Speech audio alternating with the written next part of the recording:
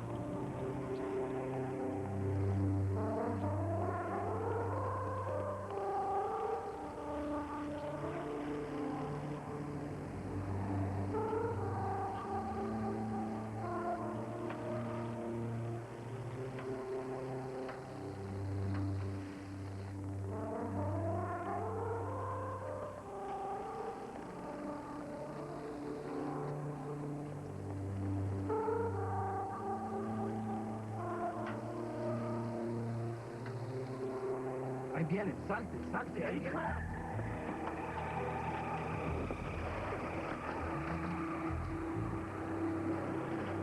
¿Dónde está el bolso? ¿Dónde está el bolso? I don't know. Hey, you all right? Topo, vámonos, Cali. All right. Muévete, vámonos.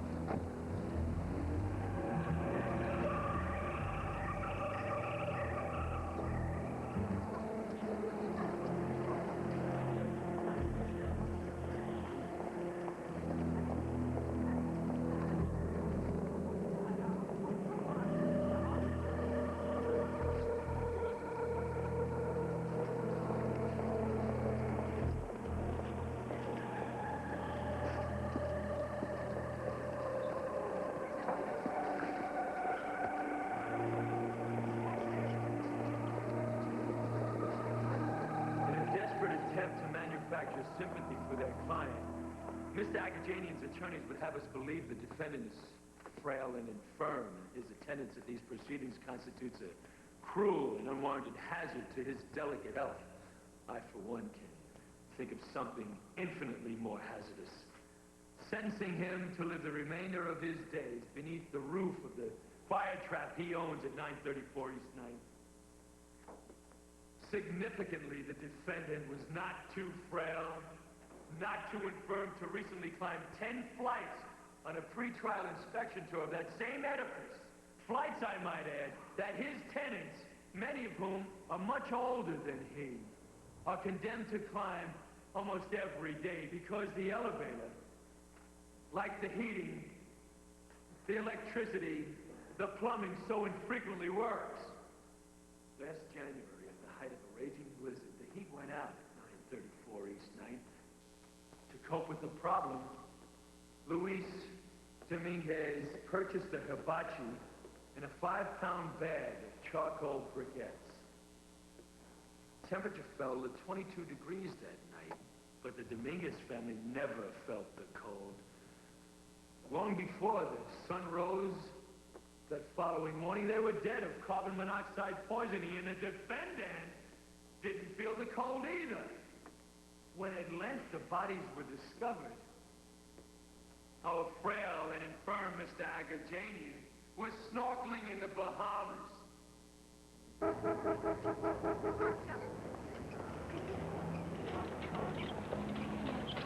Plywood is 100% Turkish cotton. Loosely twisted, 1/2-inch high, double-looped tile, 52,982 loops to the square yard. What you delivered was 1/4-inch high, single-looped Supima. No, I don't want to hear about dock strikes. I'm launching a new hotel on Thursday. 1,802 rooms, 312 suites, and the towels you sent me, I wouldn't hang in a Tijuana cat house. Mac, at my last count, I own 23 hotels, 7 office buildings, 2 casinos, and a cruise line. Now, think about that for a while, Bradley. Long and hard. Think about what that means if I decide to move my accounts to Trowbridge Mills. Yeah.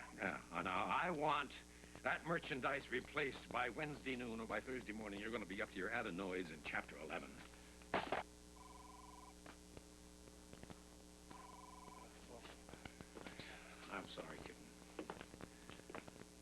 sorry. I know I promised no business today. That's all right, Daddy. There are 3 things I stopped believing in before I'd broken in my first retainer. The tooth fairy, no-run pantyhose, and a father's promise.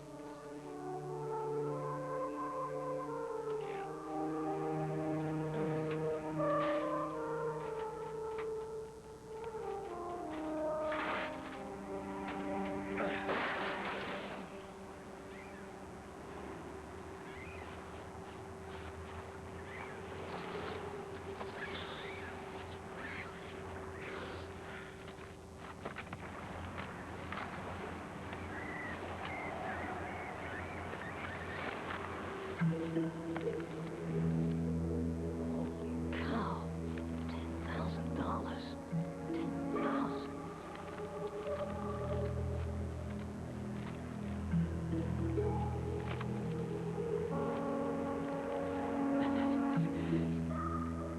Holy baby, mother of God. Say what? That's why I requested this meeting. I'll tell you in person. We've decided not to prosecute the Ladnier case. What? You're dropping it? Why? I busted my hump on that one. I gave you the perfect collar, by the book from get-go. I gave you an eyewitness, Gloria Washburn. I did everything but strap the guy in a chair for you. You gave us bupkis. That fail-safe witness of yours? 30 seconds into his cross-examination, the defense attorney would have her up for perjury, criminal conspiracy, and obstruction of justice. And when he got done with her, he come gunning for you. For me? You don't know, I suppose, that Virgil Bolden is Gloria Washburn's common-law husband. Buddy Bolden? No, I didn't know this. When did this happen? They cohabitated between 1984 and 1988. White Plains, South Bronx, Jackson Heights. You don't deny knowing Virgil Bolden. No, of course not. Why should I? Or that you once borrowed $2,500 from him. Okay, I know what you mean. But that's not a loan. Not exactly. I wrecked my car back at the academy, but he offered to do the body work for me. I told him I was short on cash. He said not to worry, he'd carry me. Repaid him? Yeah, over the next 18 months. Have the receipts to you? Well, you don't ask a friend for receipts, but he didn't ask me to sign a promissory note when he did the body work, did he? Then you can't prove that you ever repaid him, can you? No, I can't prove that God made little green apples either. So what? What the hell has any of this got to do with Tommy Ladnier? December 24th, 1988, in a barroom altercation in Jackson Heights, Ladnier cut your friend, Bolden. Cut him bad. Ladnier's attorney has 6 witnesses, including an ordained minister, prepared to testify they heard Bolden swear he'd get even with Ladnier, no matter what it took. Whoa. If you're insinuating what I think you are... I'm insinuating nothing. I'm telling you what the defense counsel will insinuate. That you and Bolden's common-law wife in collusion did conspire to hang a murder rap on an innocent man, namely their client, Thomas Ladnier. That's a damn lie, and you know it! What? I'm supposed to sell my shield for $2,500?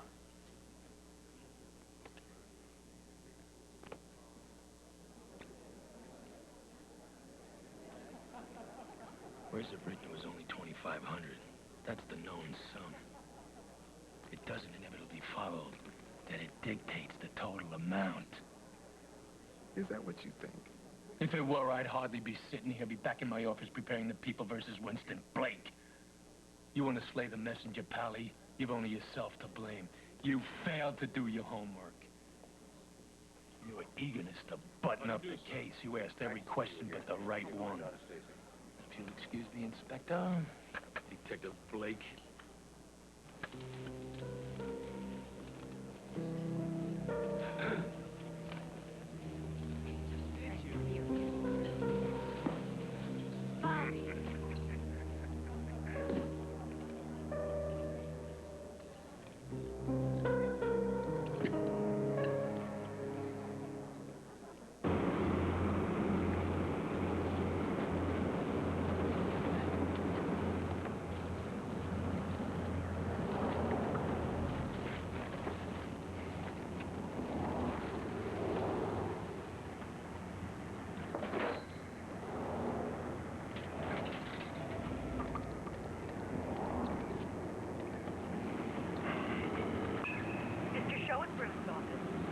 Schoenberg, please.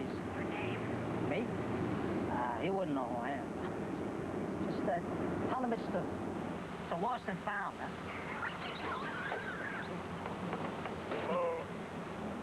Shelburne?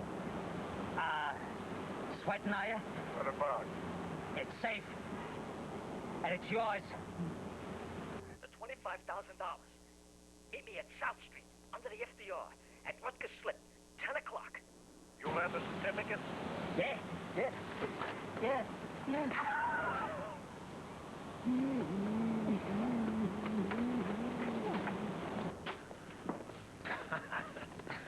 You know, she gets like this once in a while for no apparent reason. God knows where it comes from. Certainly not her mother. Tonight, she cooked me a cordon bleu dinner, and I get up from the table with a rocks in my stomach. See? All my life, I've been successful, whatever I turn to. Everything. Well, everything but parenthood.